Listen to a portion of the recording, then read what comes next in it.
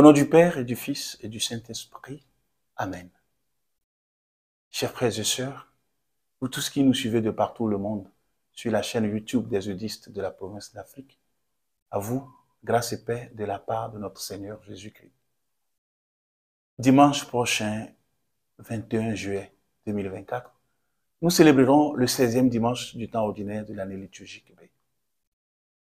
Pour mieux orienter le fruit de notre méditation, nous vous donnerons d'une part lecture des textes du jour et d'autre part, nous partagerons avec vous les exhortations liées au message des textes.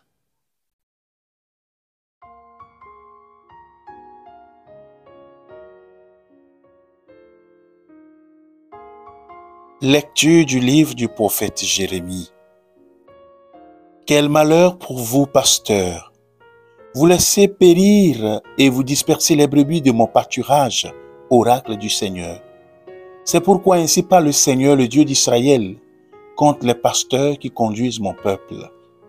Vous avez dispersé mes brebis, vous les avez chassées, vous ne vous êtes pas occupés d'elles. Eh bien, je vais m'occuper de vous, à cause de la malice de vos actes, oracle du Seigneur. Puis je rassemblerai moi-même le reste de mes brebis de tous les pays où je les ai chassées. Je les ramènerai dans leur enclos, elles seront fécondes et se multiplieront. Je susciterai pour elles des pasteurs qui les conduiront. Elles ne seront plus apeurées ni effrayées, et aucune ne sera perdue, oracle du Seigneur.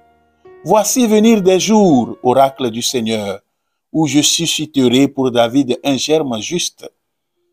Il régnera en vrai roi, il agira avec intelligence. Il exercera dans le pays le droit et la justice. En ces jours-là, Juda sera sauvé et Israël habitera en sécurité. Voici le nom qu'on lui donnera. Le Seigneur est notre justice. Parole du Seigneur.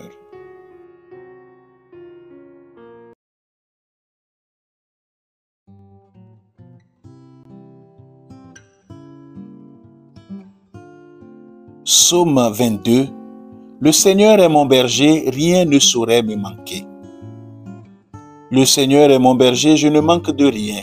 Sur des prés d'herbes fraîches, il me fait reposer. Il me mène vers les eaux tranquilles et me fait revivre. Il me conduit par le juste chemin pour l'honneur de son nom. Si je traverse les ravins de la mort, je ne crains aucun mal, car tu es avec moi. Ton bâton me guide et me rassure. Tu prépares la table pour moi devant mes ennemis. Tu répands le parfum sur ma tête. Ma coupe est débordante. Grâce et bonheur m'accompagnent tous les jours de ma vie. J'habiterai la maison du Seigneur pour la durée de mes jours.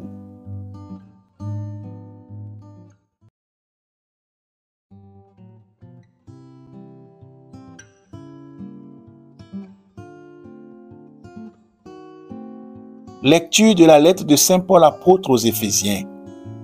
Frères, maintenant dans le Christ Jésus, vous qui autrefois étiez loin, vous êtes devenus proches par le sang du Christ. C'est lui le Christ qui est notre paix. Des deux, le juif et le païen, il a fait une seule réalité. Par sa chair crucifiée, il a détruit ce qui les séparait, le mur de la haine. Il a supprimé les prescriptions juridiques de la loi de Moïse. Ainsi, à partir des deux, le juif et le païen, il a voulu créer en lui un seul homme nouveau en faisant la paix et réconcilier avec Dieu les uns et les autres en un seul corps par le moyen de la croix. En sa personne, il a tué la haine. Il est venu annoncer la bonne nouvelle de la paix pour vous qui étiez loin, la paix pour ceux qui étaient proches. Par lui, en effet, les uns et les autres, nous avons, dans un seul esprit, accès auprès du Père. Parole du Seigneur.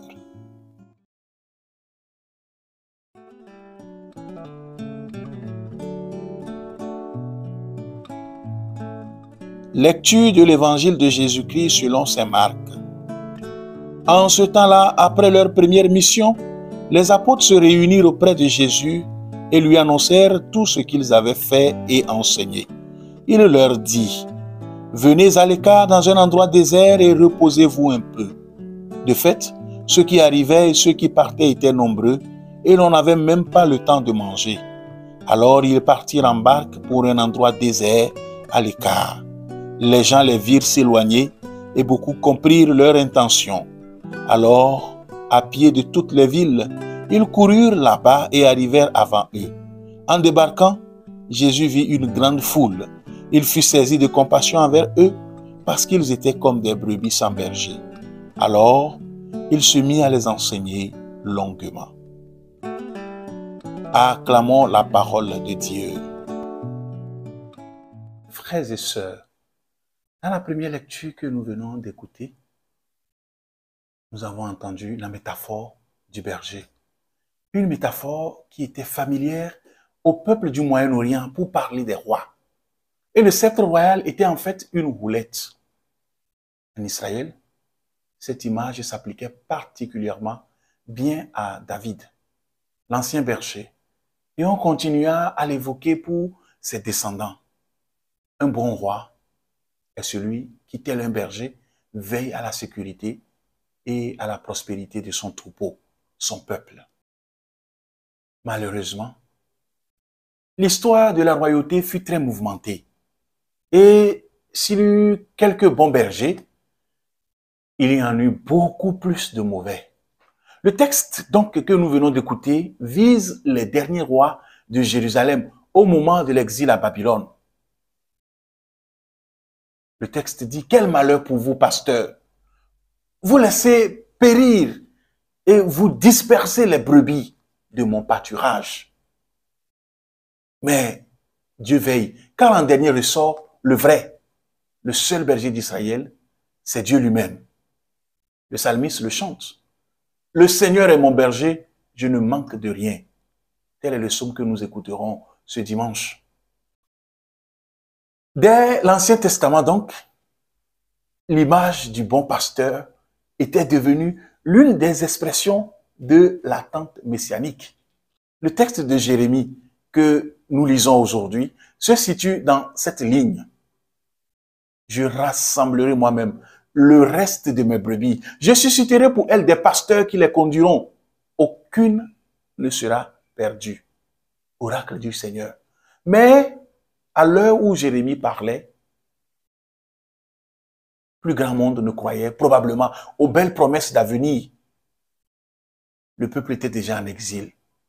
Ils ont perdu leur foi et l'espérance. 5 fois dans le texte que nous venons d'écouter, les assurances qu'il s'agit bien d'une parole qui vient du Seigneur sont données avec la formule « parole du Seigneur » ou son équivalent « oracle du Seigneur ». Comme le peuple d'Israël, dans les mauvaises périodes, combien de fois les prophètes n'ont-ils pas répercuté la douleur de Dieu devant la dispersion de son troupeau? Car son unique souci est de le rassembler. Les prophètes ne doutent pas un seul instant que le Seigneur parviendra. Un jour lointain peut-être, mais certain. Un jour certain où naîtra enfin un bon roi. Plus les temps sont durs, plus les prophètes s'appliquent à maintenir l'espérance, à annoncer l'union, la réunification du royaume du Sud et celui du Nord, Israël et Juda. À l'époque de Jésus, que ce soit dans la famille du grand prêtre ou dans les rangs des scribes et des docteurs de la loi, aucune grande figure ne surgit pour guider ou pour éclairer le peuple juif au travers des événements qui se succèdent et pour leur rappeler leur mission, telle que les prophètes l'ont proclamée. La loi de Dieu s'est transformée en de multiples et tatillonnes prescriptions juridiques. Dès lors, le cri du cœur de l'apôtre Pierre, « À qui irions-nous, Seigneur? Tu as les paroles de la vie éternelle », est aussi le cri intérieur de ces foules qui se lancent à la poursuite du Christ. C'est le cri intérieur des foules d'aujourd'hui. C'est le cri intérieur de chacun de nous qui attend et cherche des pasteurs qui les ramèneront dans leur pâturage où elles seront fécondes et se multiplieront. Des pasteurs qui les conduiront. Oui, nous voulons des pasteurs pour nous conduire. Mais écoutons-nous vraiment ces pasteurs? Malgré le temps de repos annoncé, ce n'est pas évident que le Christ lui-même se soit reposé, saisi de compassion pour les foules qui le suivirent et qui étaient comme des brebis sans berger. Les bergers où le berger qui nous conduit ne se contente pas de nous pousser ou de nous mener vers des pâturages d'herbes fraîches ou vers les eaux tranquilles. Il nous rassemble autour de lui. Le Christ s'est dessaisi de sa vie pour ses brebis. Nous pouvons le lire dans Jean au chapitre 10, le verset 11. Par lui, nous avons accès à la vie trinitaire. Si Israël est le premier bénéficiaire de l'annonce du projet de Dieu, désormais en Christ, des païens ont pu l'écouter à leur tour, au sens de devenir croyants et recevoir l'Esprit Saint. C'est ce que Paul, ayant compris, nous enseigne dans la deuxième lecture du dimanche prochain. D'Israël et des païens, le Seigneur en a fait un seul peuple. Nous ne pouvons désormais et à aucun moment nous dissocier des païens d'aujourd'hui, avec qui, par le sang du Christ, nous sommes réunis en un seul corps. Qu'ils le connaissent ou qu'ils l'ignorent, qu'ils en vivent superficiellement ou dans l'intime de toute leur vie. Frères et sœurs, laissons-nous donc rattraper par nos frères les hommes. Un chrétien, tout autant que le Christ ne peut vivre à l'écart, dans un endroit désert. Un chrétien, tout autant que le Christ, trouvera ses frères devant lui. Comme ils attendaient la bonne nouvelle du Christ, ils attendent de nous cette bonne nouvelle. Puissions-nous ne jamais entendre ce reproche à notre égard. À cause de vous, mes brebis se sont égarées et dispersées et vous ne vous êtes pas occupés d'elles. Que l'Eucharistie du dimanche prochain nous y aide. Et que Dieu Tout-Puissant vous bénisse, le Père et le Fils et le Saint-Esprit. Amen. Merci d'avoir suivi cette méditation et à la prochaine.